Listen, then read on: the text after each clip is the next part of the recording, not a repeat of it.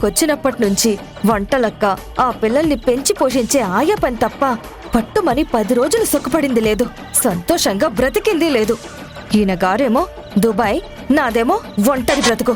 ఓ అచ్చటా లేదు, ముచ్చటా లేదు, చాకరీ తప్ప.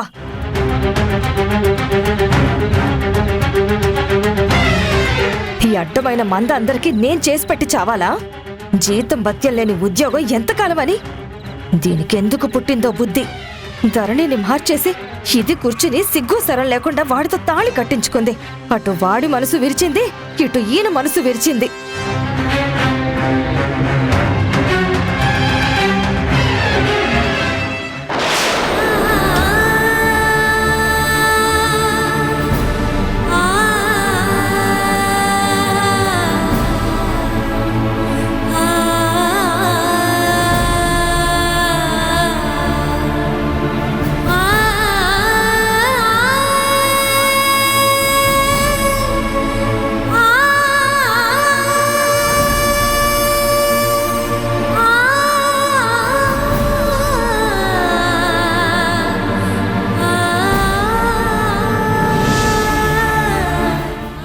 పొజిషన్కి రావడానికి కారణం నేను ధరణిని తప్పించి పెళ్లి కూతురుగా కూర్చోవడమే కదా.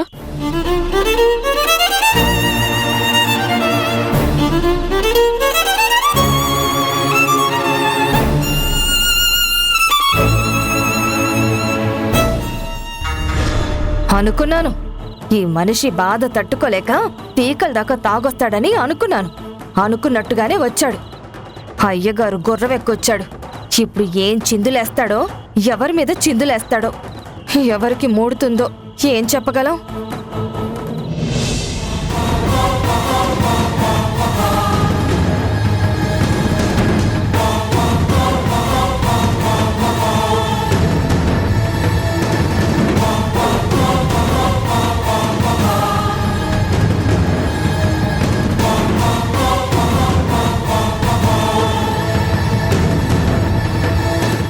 శారదా, ఇంటికొచ్చాడంటే చాలు ఫస్ట్ నా పేరే పిలుస్తాడు. అత్త మీద కోపం దొత్త మీద చూపించినట్టు ఎవరి మీద కోపం వచ్చినా, ఎవరి మీద అలిగినా నా మీదనే విరుచుకు పడతాడు. శారదా,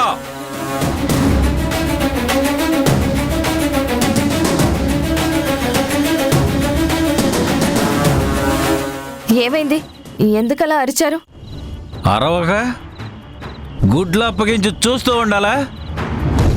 అసలు అడ్డమైన వాళ్ళని ఇంట్లోకి ఎందుకు రానిచ్చావు? అసలు ఈ మనిషికి ఇంట్లో ఏం పని, ఎక్కడేం చేస్తుంది? అసలు ఈ గుమ్మంలోకి ఎందుకు అడుగు పెట్టనిచ్చావు? తను చేసిన ద్రోహం మర్చిపోయావా? అసలు నేను దాన్ని క్షమిస్తాననుకున్నావా? చేరదీస్తాననుకున్నావా? ఎందుకు రానిచ్చావు? నిన్నే చెప్పు.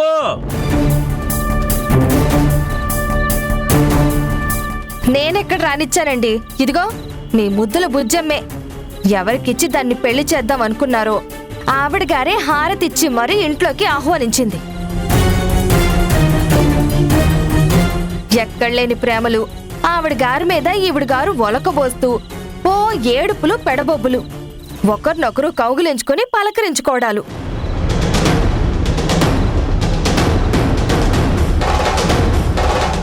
ఆ సీన్ చూడలేక చచ్చాను. దాన్ని చూడగానే నా ఒళ్ళు కంపరమెక్కింది. నేనెక్కడ పిలిచాను? పిలిచిందది, సిగ్గు లేకుండా వచ్చింది ఇది.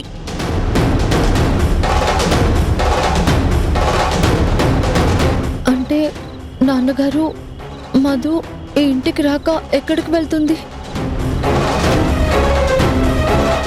తను మీ కూతురుగా ఇక్కడ ఉండాల్సిందే కదా, అందుకే ఇంట్లోకి వచ్చింది. ఆపుతావా?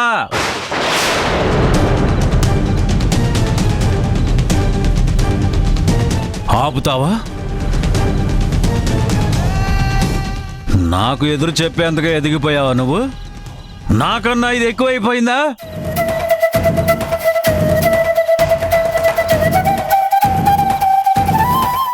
లేకపోతే నిన్ను తప్పించి కేశవతో పెళ్లి జరగకుండా చేసిందని దాన్ని నెత్తినెక్కించుకుంటున్నావా?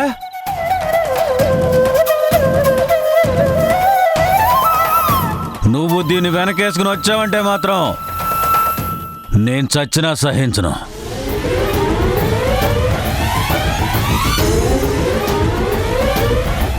నన్ను రెచ్చగొడితే నేననే మాటలకు నువ్వు బాధపడాల్సి వస్తుంది.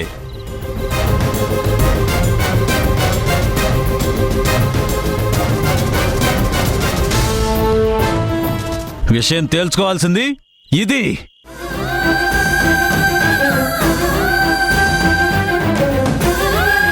నువ్వు మధ్యలో దూరి మాట్లాడకు.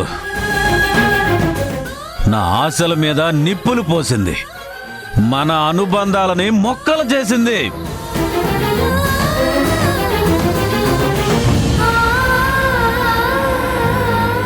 నా ప్రేమ ఆపేక్షని అర్థం చేసుకోకుండా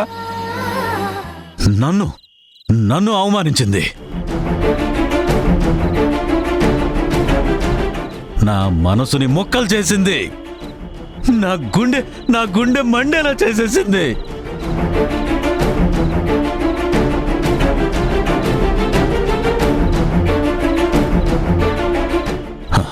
బుజ్జమ్మా, నీ లిమిట్స్లో నువ్వు ఉండు.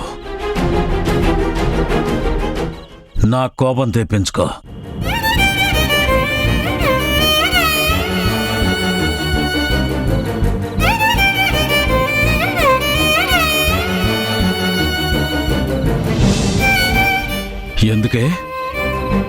ఎందుకే నువ్వు ఈ గుమ్మంలో అడుగు పెట్టావు?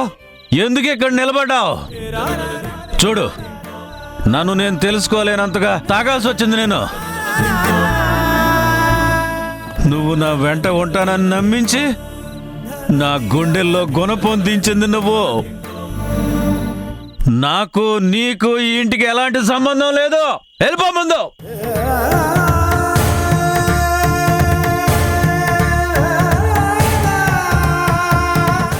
కాదు అని ఇక్కడే నా కళ్ళెదురుగా నిలబడితే నేనేం చేస్తానో నాకే తెలీదు. పాప పుణ్యాల గురించి ఆలోచించను, పాపాత్ముల్ని క్షమించను.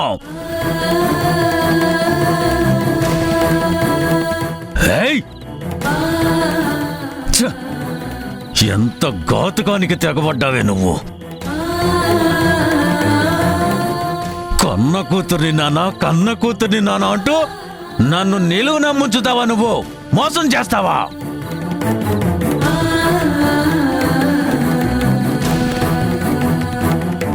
పో, ఒక్క క్షణం కూడా ఇంట్లో ఉండే అర్హత నీకు లేదు.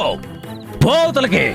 ప్లీజ్ నాన్న, నేను చెప్పేది కూడా ఒక మాట వినండి నాన్న. అసలు దేవుడే ఇచ్చాడు వీధి ఒకటి, సొంత ఇల్లేలా, సొంత